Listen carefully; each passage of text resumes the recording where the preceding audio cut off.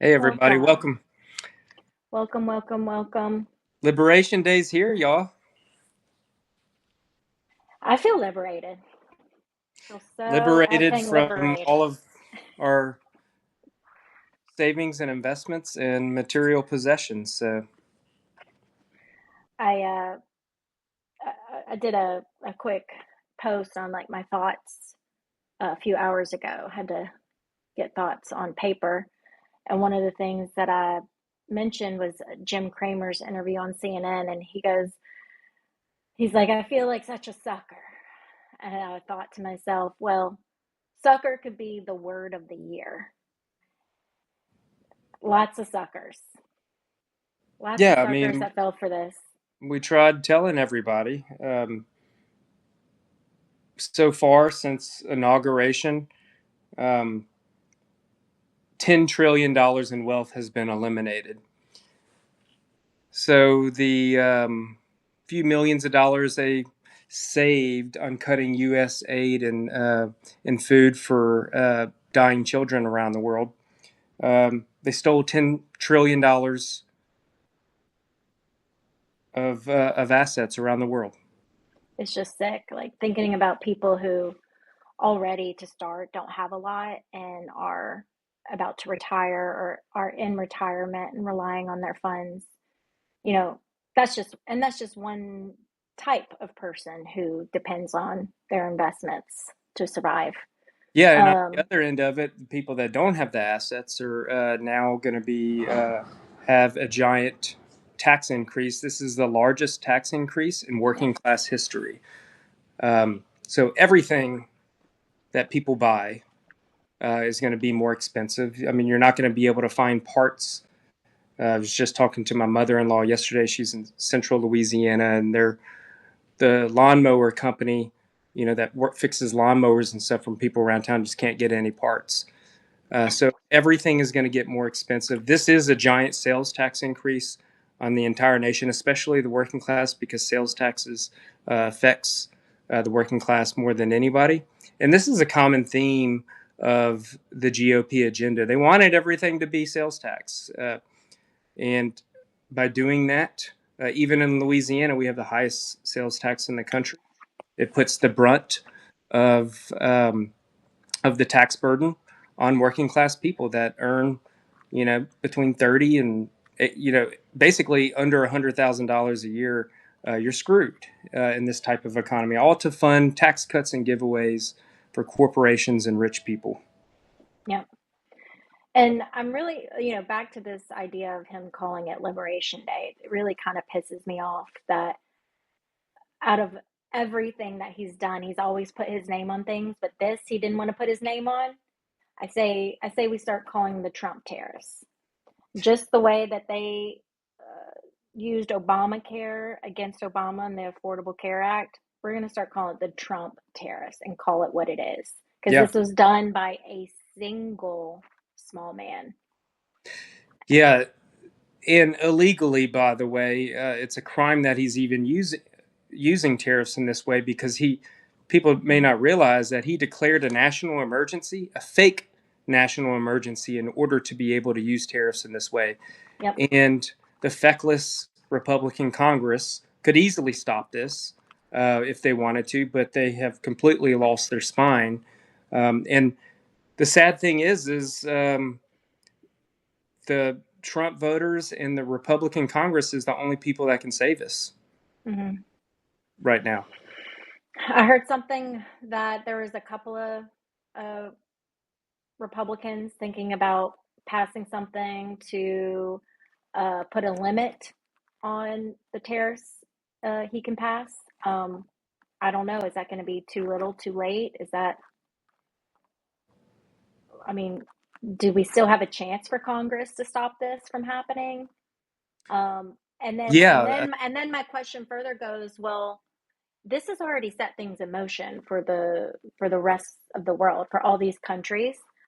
And we'll get to the equation in a second, but even just the lead up to this has caused our allies who we've been working on these partnerships for centuries and decades, it's already, the damage is done.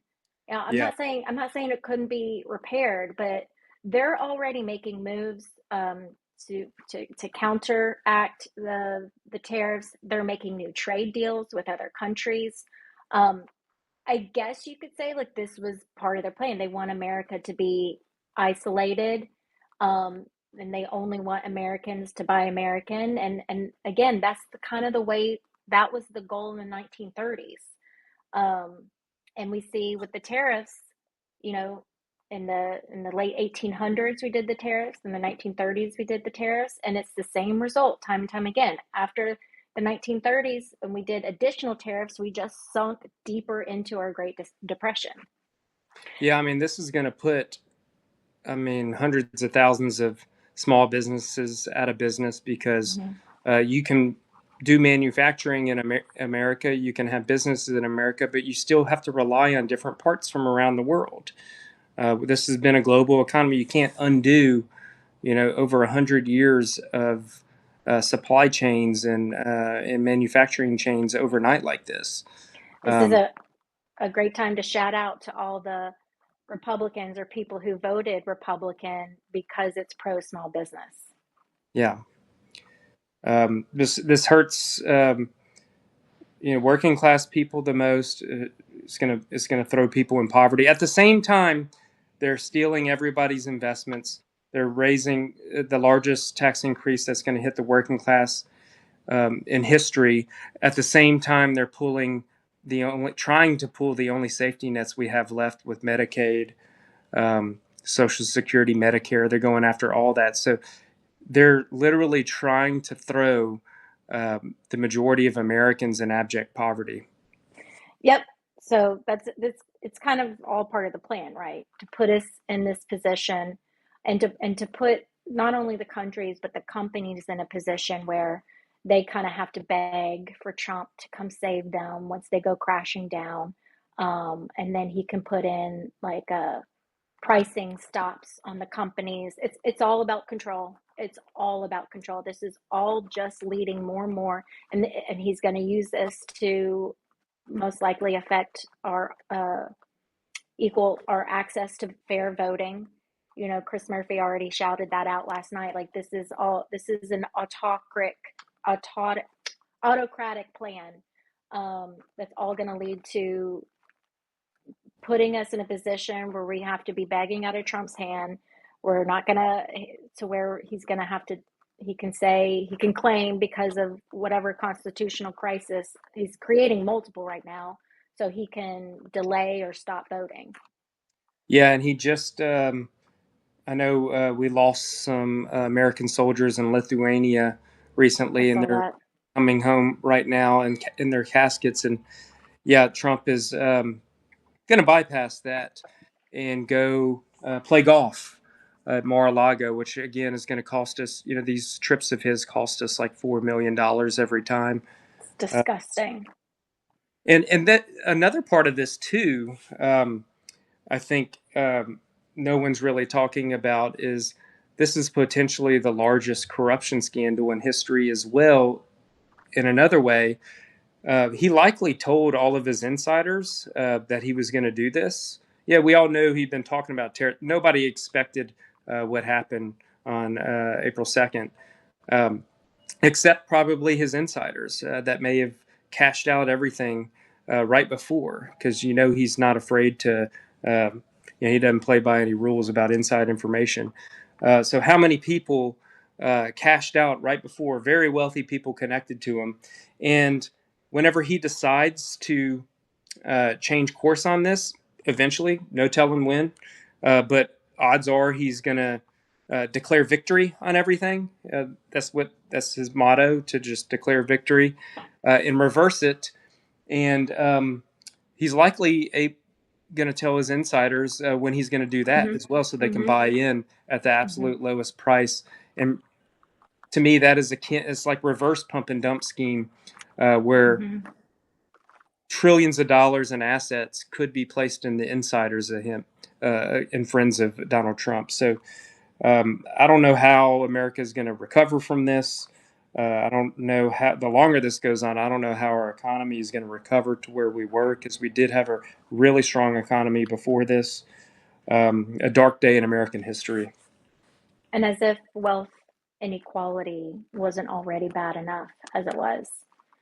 I think that it was already equivalent to the late 1800s, to the Gilded Age as it was. Yeah, it's going to skyrocket. Here in Louisiana, they're already talking about trying to eliminate the income tax. Anytime you hear that, that means they want to cut, because that's one of the only taxes that reach the wealthiest people. They want to Mm. eliminate that here, and what happens is they're they're going to have to cut all services. We're already cut to the bone here in Louisiana. Everything that they cut is going to be to the detriment of our citizens' health and education, in our infrastructure.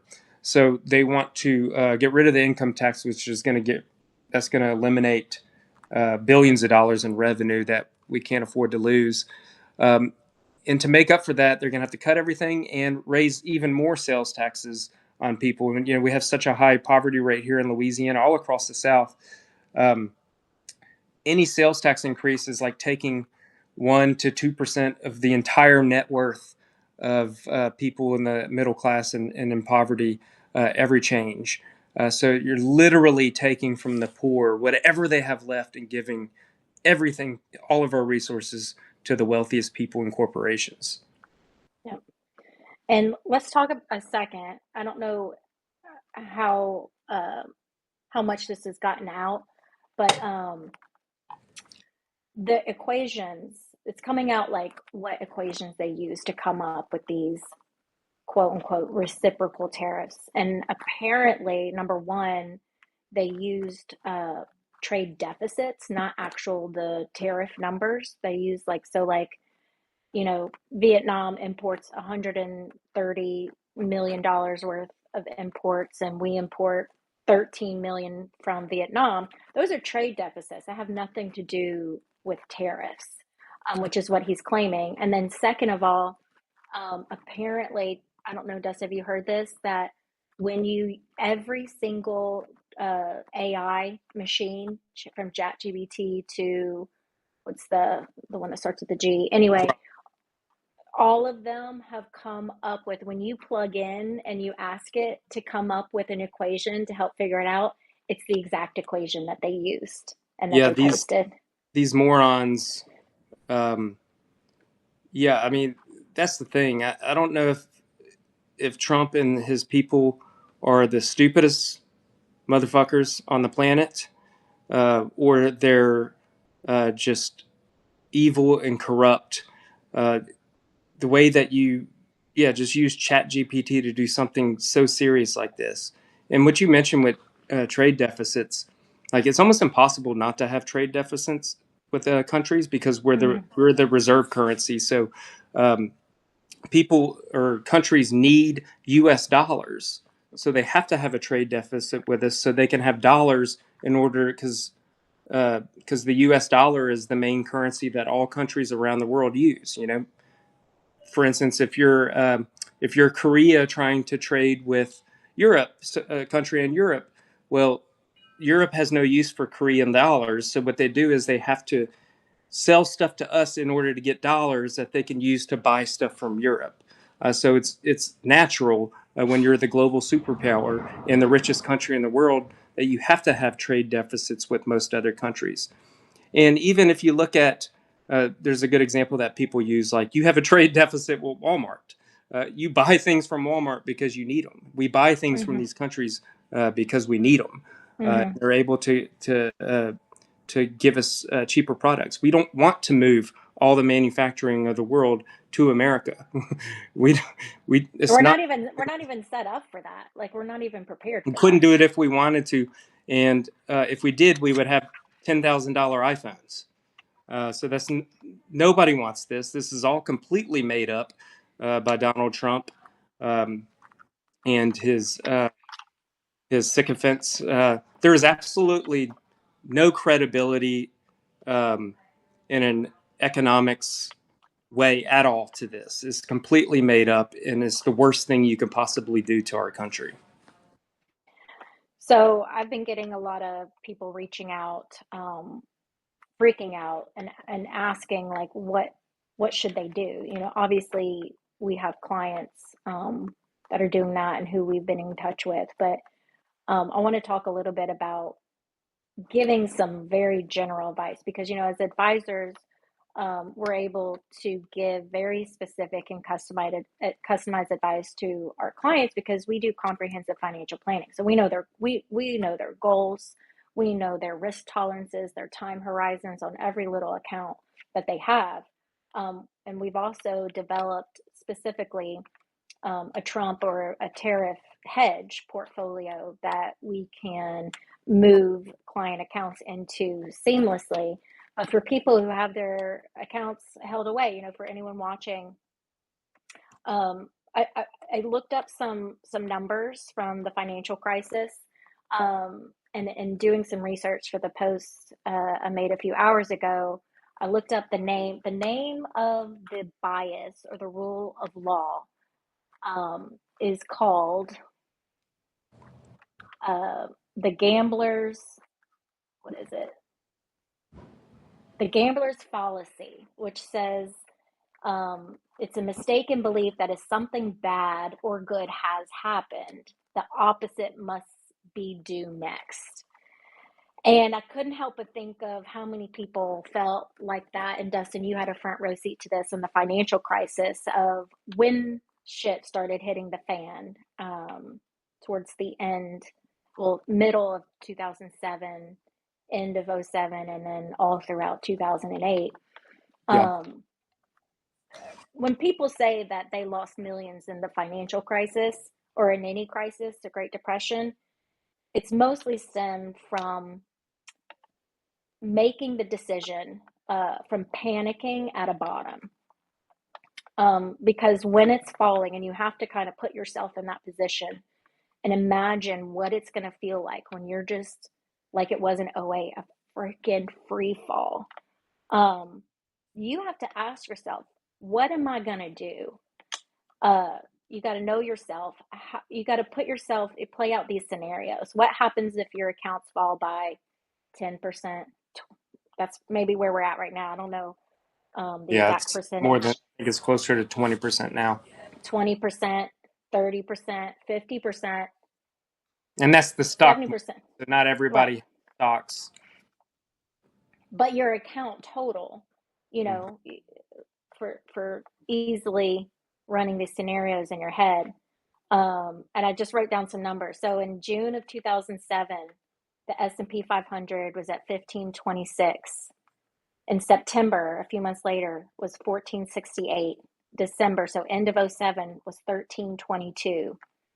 Then fast forward to mid 2008, June, 1166.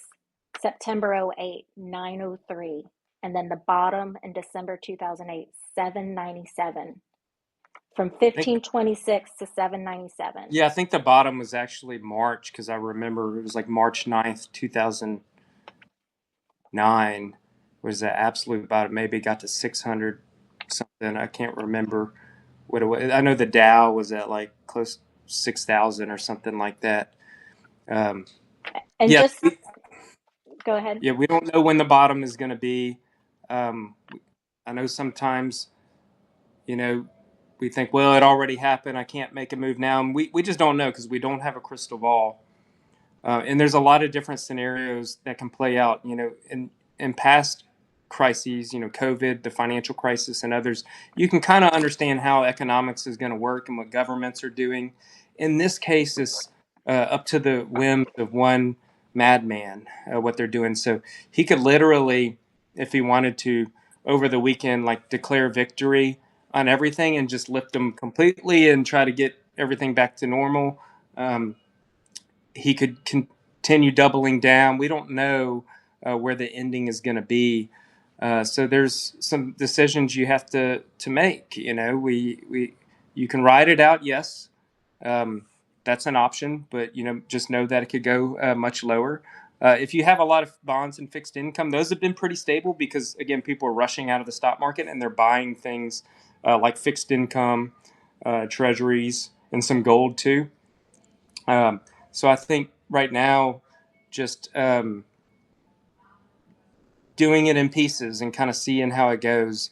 I think what we've recommended in our Trump hedge portfolio is is to buy some gold and precious metals and some high yield paying cash. Um, And to remember to look specifically, ask yourself, how worried are you? So first and foremost, your risk tolerance. Are you going to be the one that's going to freak out at a bot if you're like confident now, and then you're like, yeah, I can ride through that, but then as you're actually going through it, the panic starts to get deeper and deeper, deeper. So be honest about that. And then the other most important thing is your time horizon. So right. if you're someone who's actively drawing money out of those funds, that's a shorter time horizon. Not that you're taking the entire thing out and in chunks. um Essentially what you're looking at is the closer you are to retirement to start using the money from your nest egg, the shorter your time horizon. Compare that to someone who's young, 20s, 30s, even 40s. Like us, we're still in our early 40s. We still have a couple decades where before we're going to start drawing on our retirement accounts. But do you have a non-retirement account that's earmarked for goals that are more short term, in a few years away, 5 years away, 10 years away? Um, and generally speaking, the shorter the time horizon, the more conservative you want your strategy to be, specifically for times like this, since you are going to be needing access to those funds. So you got to kind of put your own financial advisor hat on to try and make those educated and informed decisions. Yeah, and young people that are just, if you're just adding to your 401k, if you're looking at your 401k and you're pretty young and you have a long time horizon to use those funds in retirement, you know, it may not make sense to sell out or anything now, because again, you're buying in steadily. So it may work out even better for you because it gives you a chance to buy in at a lower price just for those people that are in that asset accumulation stage. Yeah. Okay. Um, Anything else we want to touch on with these tariffs? I think Oh, one more, and I have one more thing I want to say too is Jerome Powell did come out and say, look, these tariffs are worse than we expected. And basically, you can pretty much bet on inflation coming back at a higher percentage. And so we are potentially looking at the Fed having to raise interest rates again if we continue down this path. yeah, which is going to hurt home buying. It's going to hurt buying large items that you need to take a loan out to do it. So again, if you have a low interest rate mortgage, hold on to that. If you have any kind of low interest rate anything, don't be in a rush to pay it off, because once you Mm-hmm. pay it off to the bank, you can't get that money back right now. You need flexibility. Yep. And there's a point too where this is so inflationary that it could possibly collapse an economy and collapse the world economy, which would put us in a deflationary hole, which that's what happened during the Depression, is whenever things got so bad, then you just can't afford to buy anything. And then prices collapse. Um, and and deflationary environments are the worst case scenario. That's sometimes it's a it's like a self-generating deeper and deeper black hole. So we haven't gotten there yet, thank God. But the stuff that Trump is doing right now with these Trump tariffs, the longer he keeps it up, yet the higher that chance uh, could come into fruition. But like Yep. you said, like he could just come out on Monday and be like, just kidding. And then one thing we know about One Trump man, is, yeah, one oh, psychopath has the keys to um, everybody's lives right now, and he's asserting that power. And again, that's the extreme narcissism that he has, and how power hungry and ruthless he is. So no telling what he would do.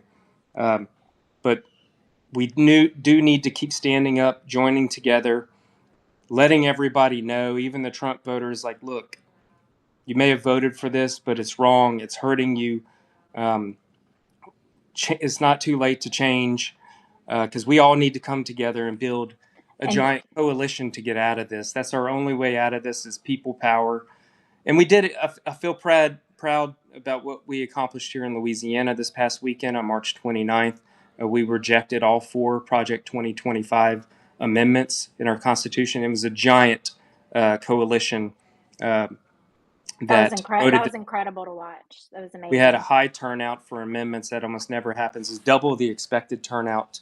Uh, our black population, we have the highest black population in the United States, us in Mississippi. They turned out in full force, thank goodness. And you also had a lot of Republicans saying no to this. Because I've been posting videos on these bad amendments since December, and uh, I've had people. I've noticed in the past month or two, I've had even Republicans in my comments say, "No, these are bad for us. We're voting against it." Even religious people, because they were trying to take away some exemptions, they were saying no. We had a very big coalition of people that know that this was wrong. These policies are bad for us, and they voted against it. That's something that we can build on. I mean, it was the most eye-opening thing that I've witnessed. I didn't even know it was possible. I mean, when I started posting about amendments, I never thought people would care about amendments. Hmm. The energy just kept growing, and it was because of Trump taking over. People are starting to wake up and realize, like, oh, I can't stop paying attention anymore. So we had just the energy was built. We had activists all over the state coordinating with each other, sharing messaging, watching each other. We had all of our great nonprofits, our justice nonprofits, um, our economic nonprofits. Everybody was helping. It became a cultural phenomenon, and that's really gave me hope for our future. And that's what it's going to take. We built a coalition Man, very fast, and every time they do this, we're going to have to grow our coalition ever more, and we can change things. and so wild. If it can happen in Louisiana, it can happen anywhere. Yes. Because we have the most disenfranchised, low voter turnout like in the country. So it's just a perfect example of what happens when you join those coalitions. And y'all really like beat the dead horse with these simple messaging. It was simple messaging, just constant in your face. People started talking about it, multiple coalitions coming together and different, like it was both online, there were town halls in person, there was like a tour happening. um so there was a lot going on that made all that possible. Things are And changing. It's changed. Everything that Trump and the GOP, they've shown their cards that they never really cared about working people at all. They're going full force with trickle down economics. They've tried to sell trickle down economics for 50 years. Nobody mhm. likes it. So now, because they can't sell it anymore, they're just shoving it down our throats and hurting everybody. So they're showing their true colors, and now not just Democrats, everybody else. We all have to come together because this has been their goal all along. And I, I I have hope in these coming years that we can make some huge changes if we could just get past this crisis. And while we still have uh voting rights, while the elections are still um, uncompromised and fair, and there's full access to them. That's why these smaller elections are so important. And I would say, back to your point about, you know, kind of extending an olive branch to Republicans who are seeing the light. And the lowest hanging fruit there, the easiest thing to do to encourage someone, or if someone's listening that's either independent or Republican, is to immediately start emailing and calling your Congress men and women and senators and expressing your distaste. Because if there's one thing that politicians respond to, it's a threat that they may not get elected again. So that's the lowest hanging fruit. The next step would be to get out and actually do something. Whether that's like actually using your voice, whether it's in person, one on one with a friend, or it's online, or you're going to join. I know there's some national marches happening tomorrow. Tomorrow, Whatever it is, April yeah. 5th, all around the country. Mhm. And by the way, I'll be speaking at the Baton Rouge event that's 11 to 3 p.m. at the Capitol steps. So please come Oh out. yeah. If you're not near Baton Rouge, anywhere else in the country, go participate in these things. Let's show that we care. And again, it's people power that are going to change things. And like you said, we have to rely, unfortunately, on our Republican congressmen. That's why the win that we had in Wisconsin for the Supreme Court, Elon Musk tried to buy it off again. He was rejected. That's important to show Hmm. Republican congressmen. You don't have to be afraid of Elon Musk. You have to be afraid of the people. We're the That's vote. right. That's right. And and one more thing about, I wanted to make sure I said this about the tariff situation and what makes it so unprecedented. It makes it so difficult to even compare it to past tariffs is this like you said, the one wild man component. Um, because again, he on Monday, because we've talked about this before, where his own idea of his own success, at least in his first term. And I know we can't always compare first term to second term, but we know that his personal barometer for success is so tied to the stock market that maybe that's like our last caveat is like, um, we don't know what he's thinking. He's either planned this out in a way where he's like, I know it's going to drop, and he's got all of his devious reasons for that, and he's completely okay with it, or will he crack and be like, I can't be directly tied to, uh, especially if the people start revolting and getting out in the streets. At what point is he going to come out and say, just joking, and he's going to like lighten the load on the tariffs, or he's going to do something that's just going to cause the markets to completely, because right now the markets are like pleading for mercy. So any bit of news that's positive is probably going to cause some sort of upswing for that. So it's just it's such a nuanced thing. I just want to emphasize on when you're thinking about making adjustments to your investments. It's so nuanced. It's so difficult. Hindsight is 2020. So just kind of wanted y'all to hear us talk it out when you're thinking about all of the different variables that go into deciding on when and if to change your investments. What else? What else? Oh, we didn't even talk about the at the top of the week. This week has been a freaking every week I think, how are we going to have enough to talk about? But at the top of the week, it came out that they admitted they wrongly deported the Venezuelan man, and that there's nothing they can do about it. I'm sorry, what? There's nothing you can do about it? What is that?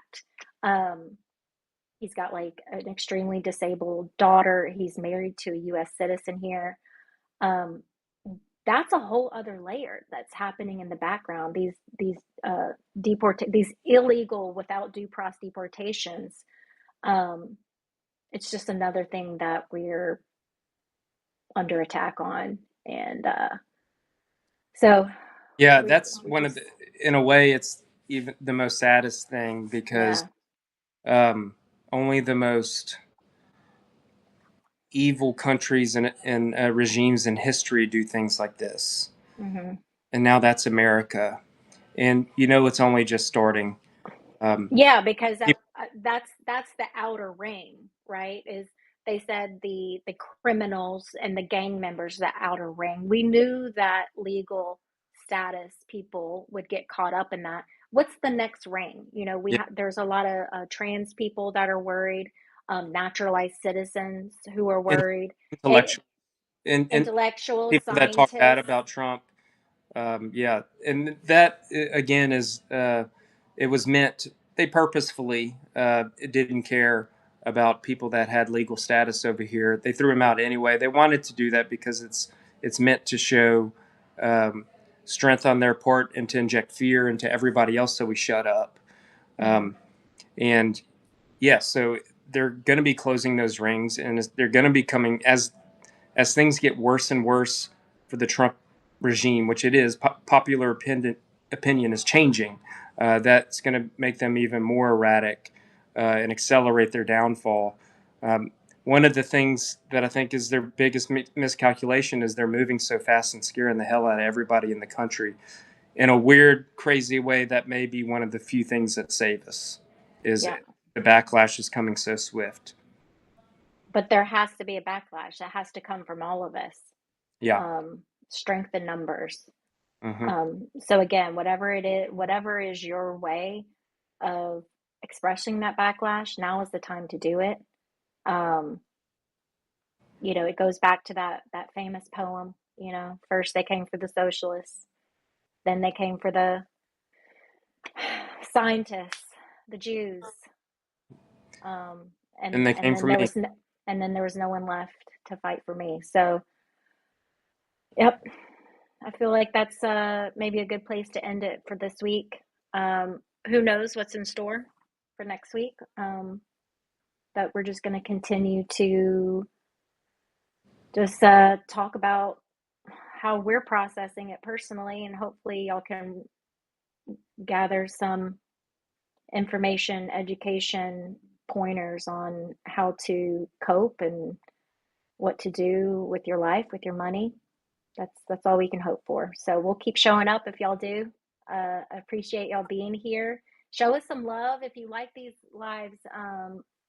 Give us a comment when we post it. Share it. Go ahead and share it with restack it with your audience. Help us get the word out so we can continue delivering these to y'all. And go out to those events on Saturday. What's it called, Dustin? What's the protest called so they can look it up? No, 5051 is doing. I've seen different names. I'm drawing a blank on all the different names. It's hands off, right?